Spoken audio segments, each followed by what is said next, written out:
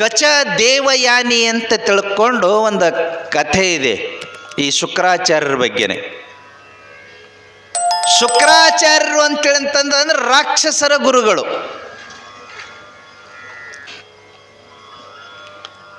ಶುಕ್ರಾಚಾರ್ಯರಿಗೆ ಒಂದು ಕಣ್ಣು ಇರಲಿಲ್ಲರಿ. ಬಹಳ ದೊಡ್ಡ ತಪಸ್ವಿಗಳವರು ಶುಕ್ರಾಚಾರ್ಯರು. ಅವರಿಗೆ ಸತ್ತಿರ್ತಕ್ಕಂಥ ವ್ಯಕ್ತಿಯ ಬೂದಿ ಒಯ್ದು ಕೊಟ್ಟರು ಸಾಕು, ಆ ಮನುಷ್ಯನನ್ನು ಬದುಕಿಸ್ಕೊಂಡು ಕೊಡ್ತಿದ್ದರು. ಅಂಥ ತಾಕತ್ತಿತ್ತವ್ರಿಗೆ. ಇವ ಸತ್ತಾನ್ರಿ, ಒಂದು ಎಲುಬು ಅಷ್ಟ ಸಿಕ್ಕೈತಿ ಅಂತೇಳಂತಂದ್ರೆ ಅವರು ಆ ಎಲುಬನ್ನು ಮುಂದಿಟ್ಕೊಂಡು ಮಂತ್ರವನ್ನು ಪಠಿಸಿ ಆಹ್ವಾನ ಮಾಡಿದರು ಅಂತೇಳಂತಂದ್ರೆ ಉಳಿದ ಭಾಗಗಳು ಎಲ್ಲಿರ್ತಾವ ಅಲ್ಲಿಂದ ಬಂದು ಕೂಡ್ಕೊಂಡು ಆ ಎಲುಬ ಮನುಷ್ಯನ ಆಕೃತಿಯನ್ನು ಪಡ್ಕೊಂಡು ನಿಂದಿರ್ತಿತ್ತಂತ್ರಿ. ಅಂಥ ತಾಕತ್ರಿ ಅವರಿಗೆ. ಅವರಿಗೆ ಶುಕ್ರಾಚಾರ್ಯರಿಗೆ ಒಬ್ಬಕ್ಕೆ ಮಗಳಿದ್ದಳು, ದೇವಯಾನಿ ಅಂತಕ್ಕಿನ ಹೆಸರು. ಹೆಂಗದಾವ ನೋಡ್ರಿ ಹೆಸರುಗಳು. ಈ ಪುರಾಣದೊಳಗಿಂಥ ಹೆಸರುಗಳನ್ನು ನೀವು ನೆನಪಿನೊಳಗೆ ಇಟ್ಕೋಬೇಕು. ಏನೇನಾರ ಇಟ್ಟಿರ್ತೀರಿ ಎಂಥ ಹೆಸರುಗಳನ್ನು. ದೇವಯಾನಿ ಅದ್ಭುತ ಹೆಸರಿದು. ದೇವಯಾನಿ ಅಂತ ಒಬ್ಬಕ್ಕೆ ಮಗಳಿದ್ದಳು. ಮಗಳು ಅಂತಂದ್ರೆ ಶುಕ್ರಾಚಾರ್ಯರಿಗೆ ವಿಪರೀತ ಪ್ರೀತಿ ರೀ. ಆಕಿನ ಕಣ್ಣಾಗ ನೀರು ನೋಡೋಕ್ಕಾಗುತ್ತಿದ್ದಿಲ್ಲ. ಆಕೆ ಏನು ಕೇಳ್ತಾಳೆ ಅದೆಲ್ಲವನ್ನು ಆಗಿಂದಾಗ ತಮ್ಮ ತಪೋಬಲದಿಂದ ಮಂತ್ರಶಕ್ತಿಯಿಂದ ತಂದು ಕೊಡಿಸಿಬಿಡ್ತಿದ್ದರು. ಇಂಥ ತಾಕತ್ತಿತ್ತು ಅವ್ರಿಗೆ. ಅವ್ರಿಗಷ್ಟೇ ಅಲ್ಲ, ಇವತ್ತಿಗೂ ಕೂಡ ಭಾಳ ಜನರಿಗೆ ಐತ್ರಿ. ಈ ಅಘೋರಿಗಳು ಅದರ ಬಗ್ಗೆ ಹೆಚ್ಚಿನ ಸಾಧನೆ ಮಾಡಿರ್ತಾರೆ. ಆ ರೀತಿ ಒಳಗೆ ಇವರು ಶುಕ್ರಾಚಾರ್ಯರು ಅಂತೇಳಂತಂದ್ರೆ ಅವ್ರ ಮಗಳು ಏನು ಕೇಳ್ತಾಳೆ ಆಗಿಂದಾಗನ ತಮ್ಮ ಮಂತ್ರಶಕ್ತಿಯಿಂದ ತರಿಸಿ ಕೊಟ್ಟು ಬಿಡ್ತಿದ್ರು ದೇವಯಾನಿಗೆ.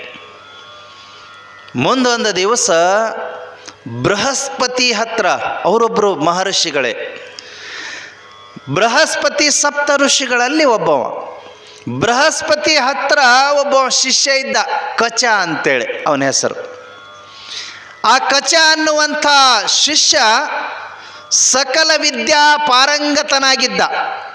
ಒಂದು ದಿವಸ ನಿಂದ ಆ ಗುರುಗಳು ಕರೆದು ಮುಂದೆ ಕುಂಡ್ರಿಸಿಕೊಂಡು ತಮ್ಮ ಹಸ್ತವನ್ನು ತಲೆಗೆ ಮುಟ್ಟಿಸಿ ಆಶೀರ್ವಾದ ಮಾಡಿ ಹೇಳಿದರು, ಶಿಷ್ಯ, ಇವತ್ತಿಗೆ ನನ್ನ ಹತ್ರ ಇರುವಂಥ ಎಲ್ಲ ವಿದ್ಯೆಯನ್ನು ನಿನಗೆ ದಾರೆ ಎರೆದಿದ್ದೀನಿ.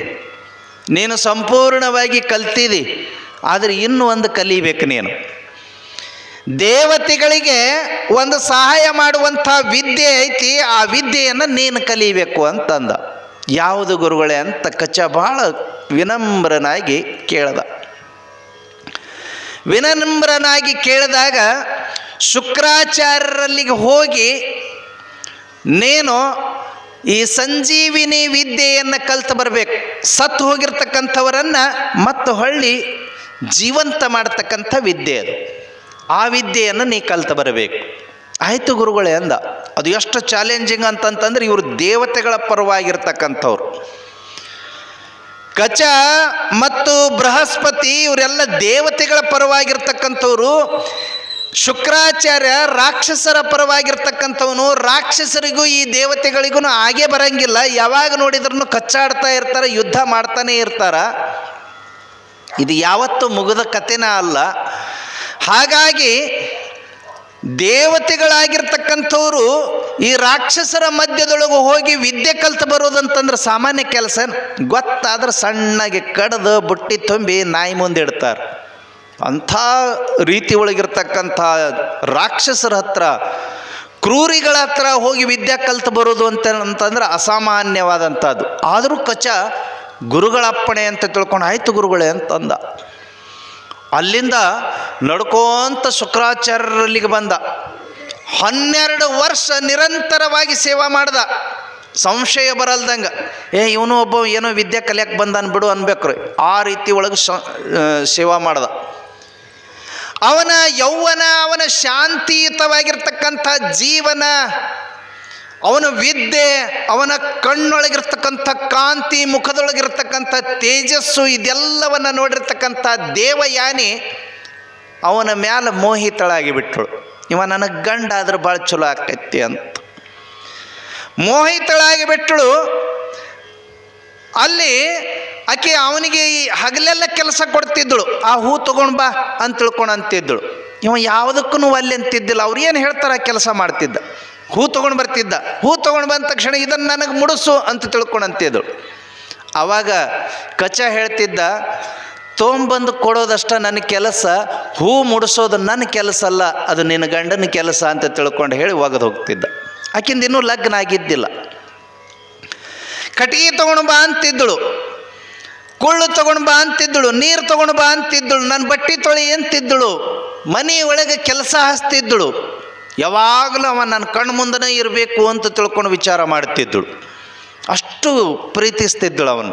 ಅವ ಮಾತ್ರ ಆಕಿನ್ನ ಒಟ್ಟ ಹೊಳ್ಳಿ ನೋಡ್ತಿದ್ದಿಲ್ಲ. ಅವನಿಗೆ ಬೇಕಾಗಿದ್ದೇನು ಅಂತೇಳಂತಂದ್ರೆ ಅವ್ರ ಅಪ್ಪನ ಹತ್ರ ಇರುವಂಥ ಸಂಜೀವಿನಿ ವಿದ್ಯೆ ಬೇಕಾಗಿತ್ತು. ಅದು ಒಂದು ಸಿಕ್ಕರೆ ಸಾಕು, ಅಲ್ಲಿಂದ ಇಸ್ಕೊಂಡು ಹೋಗಿಬಿಡವ. ಶ್ರದ್ಧಾವಂತ ಹುಡುಗವ. ಒಂದು ದಿವಸ ಅವ ಕಚ ದೇವತೆಗಳ ಪರವಾಗಿ ಇಲ್ಲಿ ವಿದ್ಯಾ ಕಲಿಯಾಕೆ ಬಂದಾನ ಅಂತ ತಿಳ್ಕೊಂಡು ರಾಕ್ಷಸರಿಗೆ ಹೆಂಗೋ ಗೊತ್ತಾಗಿಬಿಡ್ತ್ರಿ. ಗೊತ್ತಾದ ತಕ್ಷಣ ಇವ ಕಾಡಿಗೆ ಕಟ್ಗೆ ತರಕ್ಕೆ ಹೋದಾಗ ಅವನ್ನ ಸಣ್ಣಾಗಿ ಕಡಿದು ಕಾಡಿನ ತುಂಬ ಎಲ್ಲ ಚೆಲ್ಲಿ ಬಿಟ್ರಿ. ಅವನು ಕಚನನ್ನು ಕಾಡಿನ ತುಂಬ ಚೆಲ್ಲಿ ಬಿಟ್ಟರು. ಆಕೆ ದೇವಯಾನಿ ಮನೆ ಒಳಗೆ ಈಗ ಬರ್ತಾನ ಆಗ ಬರ್ತಾನ ಅಂತ ತಿಳ್ಕೊಂಡು ದಾರಿ ನೋಡ್ತಿದ್ದಳು. ರಾತ್ರಿ ಆದ್ರೂ ಬರಲೇ ಇಲ್ಲ. ಎಲ್ಲರೂ ಬಂದರು. ಮೇಯಕ್ಕೆ ಹೋಗಿರ್ತಕ್ಕಂಥ ದನಗಳು ಬಂದು ಮನೆಗೆ. ಕಚ ಬರಲಿಲ್ಲ. ಅಪ್ಪಗೆ ಹೇಳಿದಳು, ಯಪ್ಪ ಕಚ ಬರಲಿಲ್ಲ, ಬರ್ತಾನೆ ತಡಿಯವ್ವ, ಏನಾರ ಒಂದಿಷ್ಟು ಲೇಟ್ ಆಗೈತೆ, ಬರ್ತಾನೆ ತಡಿ. ಮತ್ತೊಂದು ತಾಸು ಬಿಟ್ಟು ಬಳಕ, ಯಪ್ಪ ಕಚ ಬರಲಿಲ್ಲ, ಬರ್ತಾನೆ ತಡಿ. ಯಪ್ಪ ಕಚ ಬರಲಿಲ್ಲ, ಇದ್ರ ಬರಬೇಕಲ್ಲ, ಸಣ್ಣಾಗಿ ಕಡ್ದು ಚೆಲ್ಲಿ ಬಿಟ್ಟಾರ. ಆ ನಂತರದೊಳಗೆ ಯಪ್ಪ ನೋಡು ಕಚ ಬರಲಿಲ್ಲ ಅಂತ ತಿಳ್ಕೊಂಡು ಅಳಾಕ್ ಶುರು ಮಾಡಿದಳು. ಮಗಳು ಅಳಾಕತ್ತ ತಕ್ಷಣ ಸಂಕಟ ಆಗಿಬಿಡ್ತು ಶುಕ್ರಾಚಾರ್ಯರಿಗೆ. ಕೂತ್ಕೊಂಡು ಮಂತ್ರ ಧ್ಯಾನ ಮಾಡಿ ನೋಡಿದ್ರು, ಕಾಡಿನೊಳಗೆ ಪೀಸ್ ಆಗಿ ಬಿದ್ದಿದ್ದ ಕಚ, ತುಂಡು ತುಂಡಾಗಿ ಚೆಲ್ಲಿ ಬಿಟ್ಟಿದ್ರು. ಆವಾಗ ಕಣ್ಣು ತೆರೆದು ಮಗಳಿಗೆ ಹೇಳ್ದ, ದೇವಯಾನಿ ಕಚನನ್ನು ಮರ್ತು ಬಿಡು, ಅವ ಇನ್ನು ಬರಂಗಿಲ್ಲ ಅಂತಂತಂದು. ಯಾಕಂತ ಕೇಳಿದ್ರೆ ನಮ್ಮ ಜನ ಅವನಿಗೆ ಅವ ಯಾರು ಅಂತ ಗುರುತಿಸ್ಕೊಂಡು ಅವನ್ನ ಕಡಿದು ತುಂಡು ಮಾಡಿ ಕಾಡಿನ ತುಂಬ ಎಲ್ಲ ಚೆಲ್ಲಿಬಿಟ್ಟಾರು. ಅವ ಯಾರು ಅಂತ ಕೇಳಿದರು. ಆವಾಗ ಶುಕ್ರಾಚಾರ್ಯ ಮಗಳಿಗೆ ಹೇಳ್ದ, ಬೃಹಸ್ಪತಿ ದೇವತೆಗಳ ಪರವಾಗಿ ಅವ ಬಂದಾನ ಇಲ್ಲಿ ಒಂದು ವಿದ್ಯೆ ಕಲಿಯಾಕ. ಆ ವಿದ್ಯೆ ಕಲಿಯಾಕ ಬಂದಿರತಕ್ಕಂಥವ ದೇವತೆಗಳ ಪರವಾಗಿ ಇರೋದ್ರಲ್ಲಿಂದ ರಾಕ್ಷಸರಿಗೆ ಗೊತ್ತಾಗೈತಿ. ಅವರೆಲ್ಲರೂ ಅವನ್ನ ಕಡಿದು ತುಂಡು ಮಾಡಿ ಚೆಲ್ಲಾರ. ಯಪ್ಪ ನನಗೆ ಅವ ಬೇಕು, ನಾ ಉಣ್ಣಂಗಿಲ್ಲ ತಿನ್ನಂಗಿಲ್ಲ, ನಾ ಬದುಕಕ್ಕೆ ಸಾಧ್ಯನೇ ಇಲ್ಲ, ಅವ ಇರಲಿಲ್ಲ ಅಂದ್ರೆ ಅಂತ ತಿಳ್ಕೊಂಡು ಅಳಾಕ್ ಕುಂತು ಬಿಟ್ಟೋಡ್ರಿ. ಅಳಾಕ್ ಕುಂತ ತಕ್ಷಣನೇ ಮಗಳಿಗೆ ಬುದ್ಧಿ ಹೇಳ್ದ, ಕೇಳಲಿಲ್ಲಲ್ಲ. ಶುಕ್ರಾಚಾರ್ಯ ವಿಚಾರ ಮಾಡ್ದ, ಮಗಳ ಮೇಲೆ ವ್ಯಾಮೋಹ ಭಾಳ ಇತ್ತು ನೋಡ್ರಿ. ಆ ವ್ಯಾಮೋಹಕ್ಕೆ ವಿಚಾರ ಮಾಡ್ದ, ತಡಿ ಹಂಗಾದ್ರೆ ಮಾಡ್ತೀನಿ ಅಂತ ತಿಳ್ಕೊಂಡು ಹೇಳಿ ಕೂತ್ಕೊಂಡು ಮಂತ್ರವನ್ನು ಹಾಕಿ ಅಲ್ಲಿ ಅಡವಿಯೊಳಗೆ ಬಿದ್ದಿರ್ತಕ್ಕಂಥ ಆ ತುಂಡುಗಳಿಗೆಲ್ಲ ಆಹ್ವಾನ ಕೊಟ್ಟ. ಎಲ್ಲ ತುಂಡುಗಳು ಬಂದು ಕೂಡ್ಕೊಂಡು ಕಚ ಮತ್ತೆ ಜೀವಂತ ಆದ ಮನೆಗೆ ನಡ್ಕೊಂಡು ಬಂದುಬಿಟ್ಟ.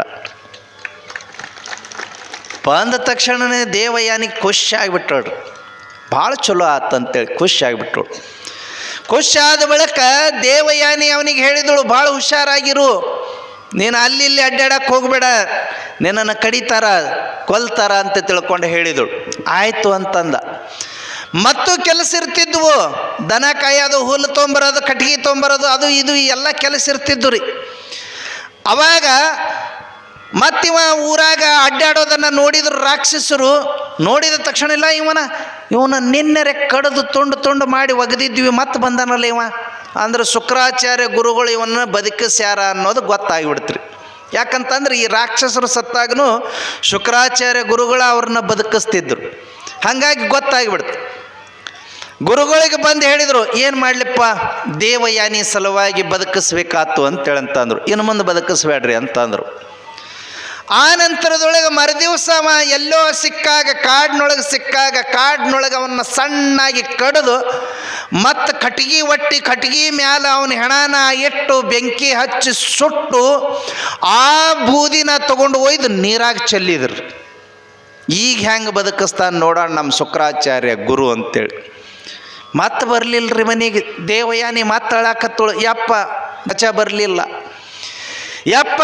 ಬರಲಿಲ್ಲ ಅಂತ ತಿಳ್ಕೊಂಡು ಅಳಾಕತ್ತಳು. ಆಕಿನ ದುಃಖ ನೋಡೋಕ್ಕಾಗಲ್ದನೆ ಶುಕ್ರಾಚಾರ್ಯರು ಮತ್ತೆ ಮಂತ್ರ ಹಾಕಿ ಕುತ್ಕೊಂಡು ನೋಡಿದಾಗ ಗೊತ್ತಾತು, ಅವನ್ನ ಕಡಿದು ಕಟ್ಟಿಗೆ ಮ್ಯಾಲ ಹಾಕಿ ಸುಟ್ಟು ಅವನ ಬೂದಿನ ಒಯ್ದು ನೀರಾಗ ಚೆಲ್ಯಾರ ಅಂತ ಗೊತ್ತಾತು.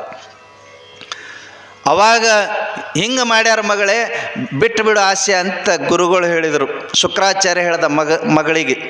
ಮಗಳಂದಳು, ಇರ್ಲಿಯಪ್ಪ ನನಗೆ ಅವ ಬೇಕು, ಅವ ಇರಲಿಲ್ಲ ಅಂದ್ರೆ ನಾನು ಬದುಕಂಗಿಲ್ಲ, ನಾನು ಸಾಯ್ತೀನಿ ಅಂತ ತಿಳ್ಕೊಂಡು ನಿಂತ್ಕೊಂಡಳು. ಇರಾಕೊಬ್ಬಕ್ಕೆ ಮಗಳು ಭಾಳ ಪ್ರೀತಿ, ಏನು ಸಂಕಟ ಬಂತಲ್ಲ ಅಂತ ತಿಳ್ಕೊಂಡು ಹೇಳಿ ಶುಕ್ರಾಚಾರ್ಯರು ಆಯ್ತು ಇದೊಂದು ಸಲ ಬದುಕಿಸ್ತೀನಿ ಅಂತ ತಿಳ್ಕೊಂಡು ಹೇಳಿ ಮತ್ತೆ ಮಂತ್ರ ಹಾಕಿದರು. ಎಲ್ಲೋ ನದಿ ಒಳಗೆ ನೀರೊಳಗೆ ಕರಿದು ಹೋಗಿರ್ತಕ್ಕಂಥ ಆ ಬೂದಿ ಒಳಗಿರ್ತಕ್ಕಂಥ ಎಲುಬುಗಳೆಲ್ಲವೂ ಎದ್ದು ಬಂದು ಮಂತ್ರಶಕ್ತಿ ಎದ್ದು ಬಂದು ಒಟ್ಟುಗೂಡಿ ಮತ್ತೆ ಕಚ ರೆಡಿಯಾಗಿ ಮತ್ತೆ ಎದ್ದು ಮನೆಗೆ ಓಡಿ ಬಂದ ಕಚ. ಎರಡನೇ ಸಲ ಬದುಕಿಸಿದ್ರಲ್ಲ. ಮತ್ತು ಮನೆಗೆ ಬಂದ ಬಳಿಕ ಕಚನಿಗೆ ಕುಂಡ್ರಿಸಿ ಹೇಳಿದರು, ನೋಡಪ್ಪ ನೀನು ದೇವತೆಗಳ ಪರವಾಗಿ ಬಂದಿದ್ದಿ, ನನಗೆ ಗೊತ್ತೈತಿ ನೀ ಎದಕ್ಕೆ ಬಂದಿದ್ದಿ ಅಂತ ತಿಳ್ಕೊಂಡು, ಆ ವಿದ್ಯೆ ನಿನಗೆ ಸಿಗಂಗಿಲ್ಲ, ಸುಮ್ಮನೆ ಹೊರಟು ಹೋಗ್ಬಿಡು ಅಂತ ತಿಳ್ಕೊಂಡು ಹೇಳಿದರು ಗುರುಗಳು. ಆವಾಗ ಕಚ ಹೇಳ್ದ, ಇಲ್ಲ ಗುರುಗಳೇ, ನಾ ಬಂದಿದ್ದೀನಿ ಅಂತಂತಂದ್ರೆ ಬೇಕಾದ್ದಾಗೋಲ್ದ್ಯಾಕ, ನೀವು ನನ್ನನ್ನು ಕಾಪಾಡ್ತೀರಿ ಅನ್ನೋದು ಭರವಸೆ ನನಗೈತಿ, ಅದಕ್ಕೆ ನಾ ಬಿಟ್ಟು ಹೋಗಂಗಿಲ್ಲ, ನನಗೆ ಮಂತ್ರ ವಿದ್ಯೆ ಕೊಡ್ರಿ, ನಾ ಹೋಗ್ತೀನಿ ಅಂತ ತಿಳ್ಕೊಳಂತಂದ. ಹಂಗೆ ಕೊಡೋಕ್ಕಾಗಂಗಿಲ್ಲಪ್ಪ, ಅದನ್ನು ಭಾಳ ತಪಸ್ಸು ಮಾಡಿ ನಮ್ಮ ರಾಕ್ಷಸ ಕುಲವನ್ನು ಉಳಿಸೋ ಸಲುವಾಗಿ ನಾನು ಆ ಮಂತ್ರವನ್ನು ಕಲ್ತಿದ್ದೀನಿ, ಅದನ್ನು ನಿಮಗೆ ಹೆಂಗೆ ಕೊಡೋಕ್ಕಾಗಂಗಿಲ್ಲ ಅಂತೇಳಿ, ನೀವು ಕೊಡೋ ಮಟ್ಟ ನಾವು ಹೋಗಂಗಿಲ್ಲ ಅಂತೇಳಂತಂದ. ಅವನಿಗೊಂದು ಭರವಸೆ ಇತ್ತು. ಏನಿತ್ತು ಅಂತೇಳಂತಂದ್ರೆ, ನಾ ಸತ್ರುನ ಈಕಿ ದೇವಯಾನಿ ಹಠಕ್ಕೆ ಬಿದ್ದು ನಾನು ಉಳಿಸ್ಕೊಳ್ತಾಳ ಅಂತ ಗೊತ್ತಿತ್ತು. ಇವರು ಉಳಿಸ್ಕೊಳಲ್ದ್ರೂ ದೇವಯಾನಿ ನಾನು ಉಳಿಸ್ಕೊಂತಾಳ. ಆಕಿನ ಪ್ರೀತಿಯನ್ನು ತಿರಸ್ಕಾರನೂ ಮಾಡಿದ್ದಿಲ್ಲ, ಪುರಸ್ಕಾರನೂ ಮಾಡಿದ್ದಿಲ್ಲವ ಕಚ. ಅದಕ್ಕೆ ಈ ರೀತಿ ಒಳಗೆ ಗೊತ್ತಿರೋದಕ್ಕನ ಕಚ ಅಂದ, ನೀವು ವಿದ್ಯೆ ನನಗೆ ಕಲಿಸೋ ತನಕ ನಾ ಇಲ್ಲಿಂದ ಹೋಗಂಗಿಲ್ಲ ಅಂತೇಳಂತಂದ. ನಿನ್ನ ಹಣೆ ಬರದೊಳಗಿದ್ದಿದ್ದಾಗ್ತದ ಅಂತ ತಿಳ್ಕೊಂಡಂತಂದ್ರು ಮತ್ತು ಶುಕ್ರಾಚಾರ್ಯರು. ಅಂದ ಬಳಿಕ ಮತ್ತೆ ಊರಾಗ ಅಡ್ಡಾಡಕ್ಕೆ ಚಾಲು ಮಾಡ್ದ. ಇವನು ಮತ್ತೆ ಬಂದಾನಲ್ಲೋ ಮರೆ, ಇವನು ಕಡಿದು ಸುಟ್ಟು ಒಯ್ದು ಬೂದಿನ ಚೆಲ್ಲಿದ್ವಿ, ಮತ್ತೆ ಬಂದಾನಲ್ಲ ಇವ ಅಂತ ತಿಳ್ಕೊಂಡು ಆಶ್ಚರ್ಯ ಆಯ್ತು. ಮತ್ತು ಈ ಸಲ ಎಲ್ಲರೂ ಮೀಟಿಂಗ್ ಕೂಡಿದ್ರಿ ಹಿಂದ, ಶುಕ್ರಾಚಾರ್ಯರ ಮುಂದಲ್ರಿ, ಬೇರೆ ಕಡೆ ಮೀಟಿಂಗ್ ಕೂಡಿದ್ರು ರಾಕ್ಷಸರೆಲ್ಲ. ಮೀಟಿಂಗ್ ಕೂಡಿ ವಿಚಾರ ಮಾಡಿ ಈ ಸಲ ಇವ ಹೊಳ್ಳಿ ಬಂದಿರಬಾರದು, ಬರಲ್ದಂಗೆ ವ್ಯವಸ್ಥೆ ಮಾಡಬೇಕು ಅಂತ ತಿಳ್ಕೊಂಡು ತಯಾರಾದ್ರಿ. ಏನು ಮಾಡಬೇಕು ಅಂತೇಳಂತಂದ್ರೆ, ಶುಕ್ರಾಚಾರ್ಯರು ರಾತ್ರಿ ಆತು ಅಂತಂತಂದ್ರೆ ಊಟ ಮಾಡಿದ ಬಳಿಕ ಮದಿರ ಸೆರೆ ಕುಡಿದು ಮಲ್ಕೊಂತಿದ್ರು ಅವರು. ಅವ್ರಿಗೊಂದು ಚಟ ಇತ್ತು ರೀ, ಕೆಲವೊಬ್ಬರಿಗೆ ಚಟ ಇರ್ತೈತ್ರಿ, ಬೆಳಗ್ಗೆ ಎದ್ದ ತಕ್ಷಣನೇ ಚಹಾ ಬೇಕ್ರಿ, ಚಹಾ ಬರಲಿಲ್ಲ ಅಂತೇಳಂತಂದ್ರೆ ಇದು ಬರೋಂಗಿಲ್ಲ ರೀ ಅವರಿಗೆ, ಅದು ಒಂದು ಪ್ರಾಬ್ಲಮ್ ಇರ್ತೈತಿ. ಇನ್ನೂ ಕೆಲವೊಬ್ಬರಿಗೆ ಚುಟ್ಟ ಸೇದಬೇಕ್ರಿ, ಚುಟ್ಟ ಸೇದಲಿಲ್ಲ ಅಂದ್ರೆ ಬರೋಂಗಿಲ್ಲ. ಇನ್ನೂ ಕೆಲವೊಬ್ಬರಿಗೆ ಗುಟ್ಕಾ ತಿನ್ನಲಿಲ್ಲ ಅಂದ್ರೆ ಬರೋಂಗಿಲ್ಲ. ಹೀಗೆಲ್ಲ ಸಮಸ್ಯೆ ಇರ್ತಾವ್ರಿ. ಅದಕ್ಕೆ ಈ ಶುಕ್ರಾಚಾರ್ಯರಿಗೆ ರಾತ್ರಿ ಆಯ್ತು ಅಂತಂತಂದ್ರೆ ಸೆರೆ ಕುಡಿಲಿಲ್ಲ ಅಂತೇಳಂತಂದ್ರೆ ನಿದ್ದೆನೇ ಬರ್ತಿದ್ದಿಲ್ಲ. ಅವ್ರಿಗೊಂದು ಚಟ, ಕುಡ್ದ ಮಕ್ಕಳದು. ಅದಕ್ಕೆ ವಿಚಾರ ಮಾಡಿ ಏನು ಮಾಡಿದರು ಅಂತೇಳಂತಂದ್ರೆ, ಈ ಶುಕ್ರಾಚಾರ್ಯರ ಕಡೆಗೇ ಇದರ ಪರಿಹಾರ ಮಾಡಬೇಕು ಅಂತ ತಿಳ್ಕೊಂಡು ತಯಾರಾದರು. ಮರುದಿವಸ ಕಚ ಸಿಕ್ಕ ತಗೊಂಡು ಹೋದರು. ಆ ಕಚನನ್ನು ಕೊಂದು ಬೆಂಕಿ ಮೇಲೆ ಹಾಕಿ ಚೆನ್ನಾಗಿ ಸುಟ್ಟು ಬೂದಿ ಮಾಡಿ ಆ ಬೂದಿನ ತಗೊಂಡು ಚೆನ್ನಾಗಿ ಅರೆದು ಸೆರೆದೊಳಗೆ ಹಾಕಿ ಆ ಸೆರೆನ ತೊಗೊಂಡು ಬಂದು ಕೊಟ್ರಿ ಈ ಶುಕ್ರಾಚಾರ್ಯರಿಗೆ. ಗುರುಗಳ ಭಾಳ ಅದ್ಭುತ ವಿಶೇಷವಾದಂಥ ಸೆರೆ ಐತ್ರಿ, ಇದನ್ನು ಕುಡೀರಿ ಇವತ್ತ ಅಂತ ತಿಳ್ಕೊಂಡು. ಅವ್ರಿಗೆ ಗೊತ್ತಿರಲಿಲ್ಲ ರೀ, ಕುಡಿಯೋ ಚಟ ಆಗಿತ್ತು, ಟೈಮ್ ಆಗಿತ್ತು, ಸುಮ್ಮನೆ ಕುಡಿದು ಸುಮ್ಮನೆ ಮಕ್ಕೊಂಡ್ಬಿಟ್ರು. ಕಚ ಮನೆಗೆ ಬರಲೇ ಇಲ್ಲ. ದೇವಯಾನಿಗೆ ಚಿಂತೆ ಆಯ್ತು. ಕಚ ಬರಲಿಲ್ಲ ಅಪ್ಪ ಅಂತೇಳಂತಂದಳು. ಶುಕ್ರಾಚಾರ್ಯ ನಿದ್ದಿಗಣ್ಣಾಗನ ಮಂಪರ್ನೊಳಗನ ಬರ್ತಾನ ತಗೋ ಅಂತ ತಿಳ್ಕೊಳಂತಂದು ಮಲ್ಕೊಂಡ್ರು ಅವರು. ರಾತ್ರಿ ಆದ್ರೂ ಕಚ ಮನೆಗೆ ಬರಲಿಲ್ಲ. ಎಲ್ಲಿ ಹೋಗ್ಯಾನ ನೋಡ ಯಪ್ಪ ಅಂತ ತಿಳ್ಕೊಂಡು ಎಬ್ಬಸಿ ಕುಂಡ್ರಿಸಿದಳ್ರಿಕ್ಕಿ. ಹಂಗೆ ಕುತ್ಕೊಂಡ ಮಂತ್ರ ಹಾಕಿ ಕಚ ಅಂತೇಳಂತಂದ್ರೆ ಹೊಟ್ಟೆಗಿಂದ್ರ ಓ ಅಂತೇಳಂತಂದವ ಗುರು ಶಿಷ್ಯ. ಗುರುಗಳೇ ನಾನು ಇಲ್ಲೇ ಅದೀನಿ ಅಂತ ತಿಳ್ಕೊಂಡಂತಂದ ಹೊಟ್ಯಾಗ. ಇವನ ದೊಡ್ಡ ಘಾತ ಆತು ಮಗಳೇ ಅಂತೇಳಂತಂದ್ರು ಶುಕ್ರಾಚಾರ್ಯರು. ಏನಾತಯಪ್ಪ ಅಂತೇಳಂತಂದ್ರೆ ಈ ರಾಕ್ಷಸರೆಲ್ಲ ಸೇರಿ ಕಚನನ್ನು ಕಡಿದು ಸುಟ್ಟು ಆ ಬೂದಿಯನ್ನು ಸೆರೆ ಒಳಗೆ ಹಾಕಿ ನನಗೆ ಕುಡಿಸ್ಯಾರ, ನಾನು ಹೊಟ್ಟೆಯಾಗ ಅದಾನವ ಅಂತೇಳಂತಂದ್ರು. ಯಪ್ಪ ನನಗವ ಬೇಕು, ನಾನು ಅವನಿಗೆ ಬರಲಿಲ್ಲ ಅಂತೇಳಂತಂದ್ರೆ ನಾ ಸಾಯ್ತೀನಿ ಅಂತಂದಳು. ಇದು ಒಳ್ಳೆ ಸಂಕಟ ಆತಲ್ಲ, ಅವನ್ನ ಹೊರಗೆ ತೆಗಿಬೇಕು ಅಂತಂದ್ರೆ ನಾ ಸಾಯ್ಬೇಕು, ನಾನು ಹೊಟ್ಟೆ ಹೊಡೆದ ಅವ ಹೊರಗೆ ಬರ್ತಾನೆ, ಹೆಂಗೆ ಮಾಡೋದು ಅಂತ ತಿಳ್ಕೊಳಂತಂತಂದ್ರು. ಇಲ್ಲ ಯಪ್ಪ ನೀ ಸತ್ತರ ಸಾಯಿ, ಅವ ನನಗೆ ಬೇಕು ಅಂತಂದಳ್ರಿ. ಈಗಿನ ಕಾಲದೊಳಗೆ ಹಂಗೆ ಅದಾವ್ರಿ ಹುಡುಗರು ಹುಡುಗಿಯರು ಓಡಿ ಹೋಗ್ತಾವಲ್ರಿ. ನೀವು ಸತ್ತರ ಸಾಯಿರಿ ಮನೆಯಾಗಿದ್ದವರು, ಊರು ಜನ ಏನು ನಿನ್ನ ಮಗಳು ಏನು ದೊಡ್ಡ ಘನಂದಾರಿ ಕೆಲಸ ಮಾಡ್ಯಾಳ ಓಡಿ ಹೋಗ್ಯಾಳ ನೋಡು ಅಂತ ತಿಳ್ಕೊಂಡು ಊರು ಜನ ಬೈದ್ರು ನೀವು ಬೈಸ್ಕೊಡ್ರಿ, ನಾವು ಮಾತ್ರ ಮಜಾ ಮಾಡಕ್ಕೆ ಹೋಗಿಬಿಡ್ತೀವಿ ಅಂತ ತಿಳ್ಕೊಂಡು ಹೋಗಿಬಿಡ್ತಾವೆ. ಇದು ಭಾಳ ದೊಡ್ಡ ತಪ್ಪಕ್ಕೈತ್ರಿ. ಮಕ್ಕಳು ತಿಳ್ಕೋಬೇಕು, ತಂದೆ ತಾಯಿ ಅವರು ನಿಮ್ಮನ್ನು ಭಾಳ ಪ್ರೀತಿಲಿಂದ ಜೋಪಾನ ಮಾಡಿರ್ತಾರೆ. ನೀವು ಏನು ಕೇಳ್ತೀರಿ ಅದೆಲ್ಲ ಕೊಡಿಸಿರ್ತಾರೆ. ನಿಮ್ಮ ಮಾನ ಮರ್ಯಾದೆ ಪ್ರಶ್ನೆ ಬಂದಾಗ ನಿಮ್ಮ ಬೆನ್ನ ಹಿಂದೆ ನಿಂತಿರ್ತಾರೆ. ಇಷ್ಟೆಲ್ಲ ಮಾಡಿದ ಬಳಿಕೂ ಒಂದು ದಿವಸ ಅವನ ಬೇಕು ಅಂತ ತಿಳ್ಕೊಂಡು ಅಕಿನ ಬೇಕು ಅಂತ ತಿಳ್ಕೊಂಡು ಓಡಿ ಹೋಗ್ತಿರಲ್ಲ, ಆ ತಂದೆ ತಾಯಿಗೆ ನೀವು ಎಂದೂ ಮರೆಯದ ಧೋಕಾ ಮಾಡ್ದಂಗೆ, ದ್ರೋಹ ಮಾಡ್ದಂಗೆ ನೀವು ಅದನ್ನು ನೀವು ಅರ್ಥ ಮಾಡ್ಕೊಳ್ತಕ್ಕಂಥವ್ರಾಗಬೇಕು. ತಂದೆ ತಾಯಿಗೆ ದ್ರೋಹ ಮಾಡಬೇಡ್ರಿ. ಅವರು ನಿಮಗೆ ದೊಡ್ಡ ಮನಸ್ಸು ಮಾಡಿ ಹುಟ್ಟಿಸದೇ ಇದ್ರೆ ನೀವು ಭೂಮಿನೇ ಕಾಣ್ತಿದ್ದಿಲ್ಲ.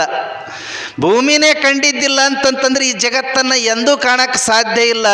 ಅದಕ್ಕೆ ಈಗಿನ ಮಕ್ಕಳು, ಗಂಡು ಮಕ್ಕಳಾಗಲಿ ಹೆಣ್ಮಕ್ಕಳಾಗಲಿ ಅದನ್ನು ಅರ್ಥ ಮಾಡ್ಕೊಳ್ತಕ್ಕಂಥವ್ರಾಗಬೇಕು ಅನ್ನುವಂಥದ್ದು. ಇಲ್ಲಿ ಹಂಗಾತು ದೇವಯಾನಿ ಅಂದಳು, ನೀ ಸತ್ತರ ಸಾಯಿಯಪ್ಪ ನನಗವ ಕಚ ಬೇಕು ಅಂತೇಳಂತಂದಳು.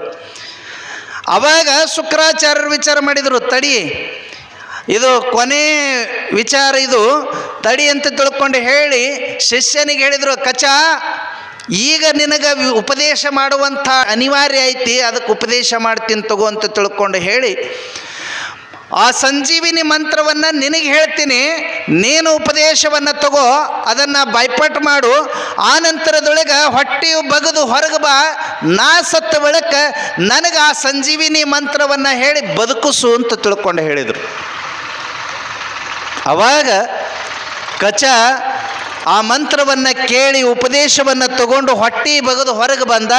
ಆ ನಂತರದೊಳಗೆ ಕಚ ಗುರುಗಳು ಸತ್ತಿದ್ದಕ್ಕೆ ಆ ಗುರುಗಳಿಗೆ ಮಂತ್ರವನ್ನು ಹೇಳಿ ಮತ್ತೆ ಬದುಕಿಸ್ತಕ್ಕಂಥವನಾಗುತ್ತಾನೆ.